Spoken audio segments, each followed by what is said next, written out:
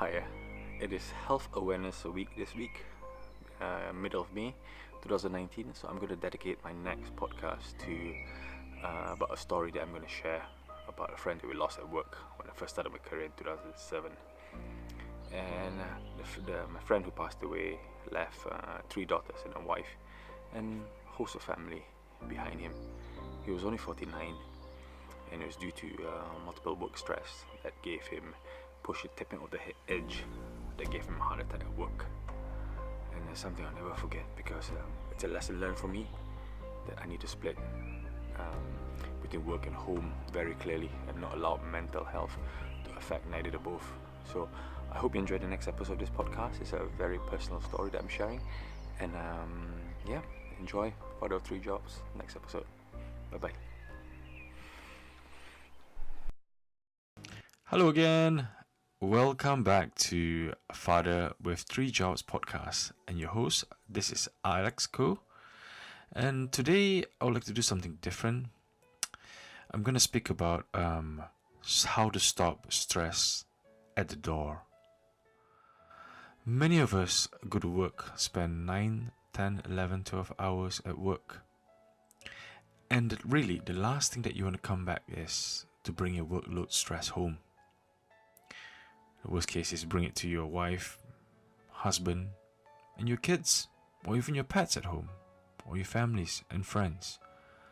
Being grumpy, being tired, you feel like nobody understands you, you feel that the whole world's against you. When you come home, everything's against you. How the carpets are lined, how messy the dishwasher is, or even the creaky door starts to annoy you. And that's where the problem really starts.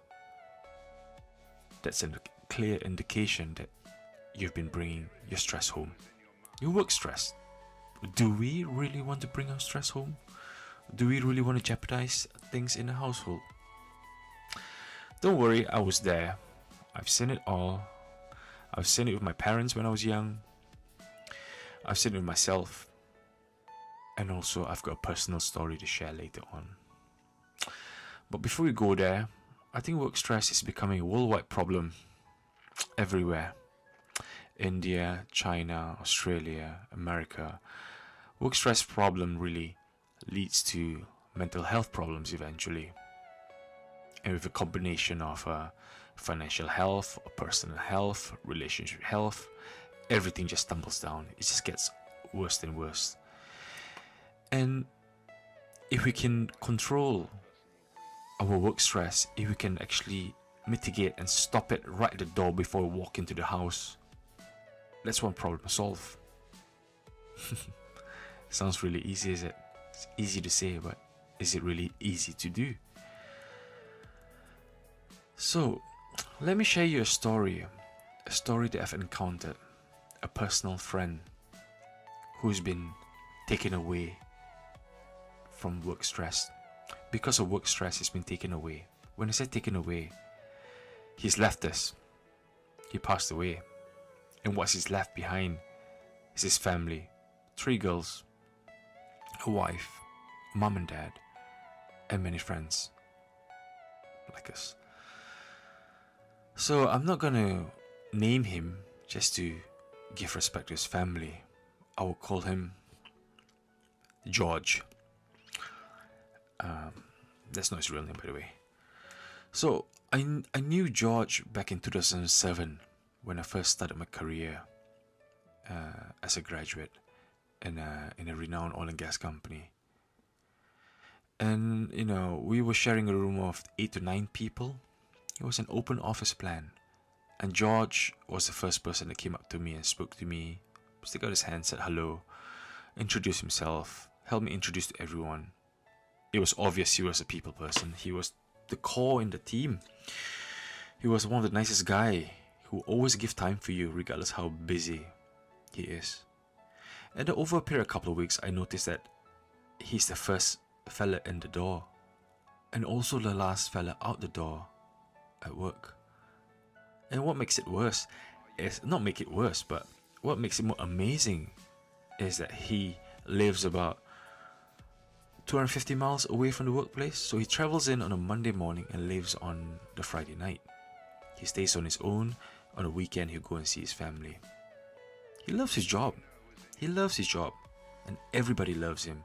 If there's any issue on the oil rig platform, if there's any crisis, everyone will turn to him, and he's always stepping up to the game. And when I first met George, he was only 49, young fella, dynamic. He was everything. He was the people's champion. The bosses love him, managers loves him. He's always getting jobs done. Never complains. He's never complains. Full of experience. You can hear him moan, but he's just moaning just for part of social. But technically, in meeting rooms, he's the best. You know. And then 9 months into the job, I had to go offshore for a couple of weeks. And then when I came into the office to report to my boss for a meeting, I noticed another friend, also called Alex, stood by the gates of the door. And I said, "Hi Alex, how are you?" He says, "Not good." Oh, I said, "Oh, what's happened?" He says, "Turn around you." So I turned around, look at the mast, the flag mast. Yeah, oh wait, the flag mast is halfway up. That means something has happened in the office.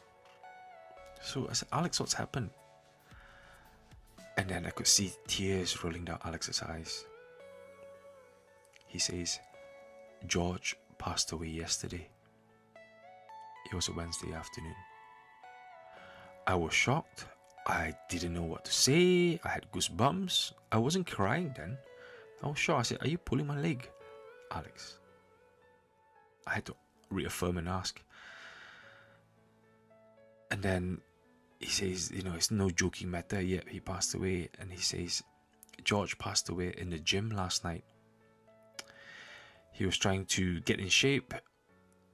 He was on a rowing machine and he was rowing, and then he felt a really sharp pain through his chest. He fell over the rowing machine. There was another lady in the gym at that time, and she tried to do whatever first aid to try to resuscitate him. She got help from the security guards, but it was too late. The ambulance came, the medical team came, and he was pronounced dead on the scene. It wasn't easy. It was painful. I was feeling strong then. I felt sad, and only got really emotional, really emotional when I walked through into the office to see that chair empty. To walk in, that feeling I'll never forget. That everyone just sat in silence, staring at that chair, because George's not there no more.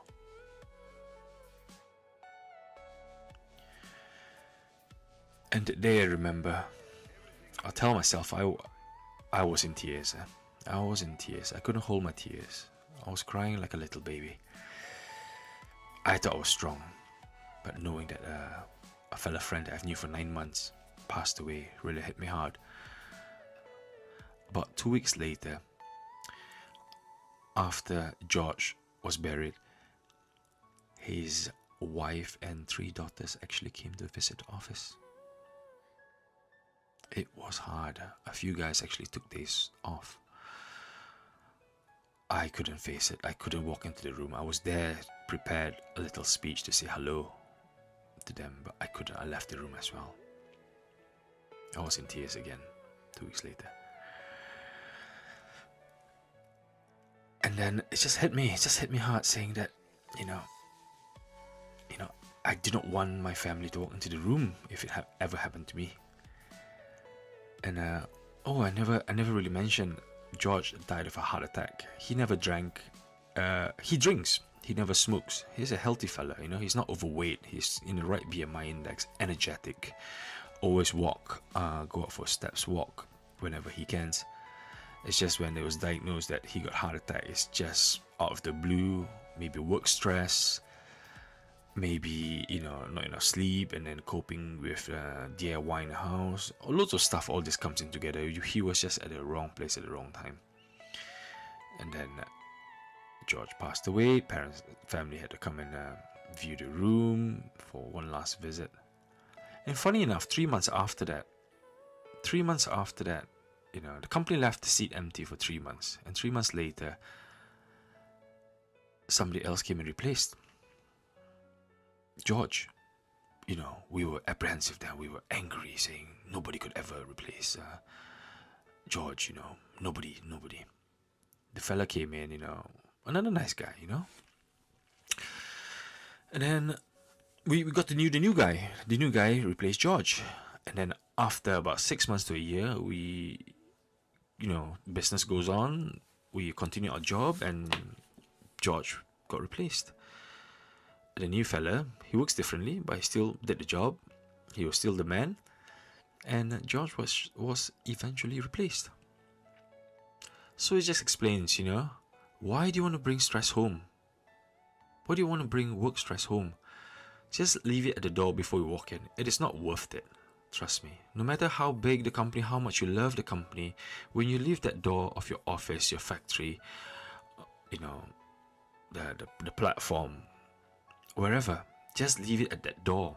When you walk out with a smile, and then go back to your family. It's a different job being a dad, Stop being the employee and go home and be the dad, the husband, the wife, the daughter, the son. It is not worth it, because everybody at work is replaceable. We are all just bump on a seat. Steve Jobs got replaced as soon as he departed. Any leaders, great, big or small, will eventually get replaced. So you and me, no matter how much we give to our company, we will eventually get replaced. But one thing that we cannot replace, we cannot be replaced as the father, the mother, the son, or the daughter, or the grandpa, or the grandma within a family. That we cannot replace. So I hope I've painted a picture for you to believe that we should just leave the stress at the door when we leave work. Put that smile on and walk through that door. Nothing stops you from smiling. It's only a couple of muscles. Put a grind, put a smile on your face. Tell yourself, it's going to be another day tomorrow. I tell myself that every day, regardless of what job I'm doing, what challenge I face, financial, work, personal relation, just leave it at the door and walk through the next door with a big smile on the face. Okay, so I hope I've given you the message. I hope you have enjoyed the story and the message that I'm trying to portray to you, and hope to see you soon. So remember, stop the work stress at the door. Goodbye.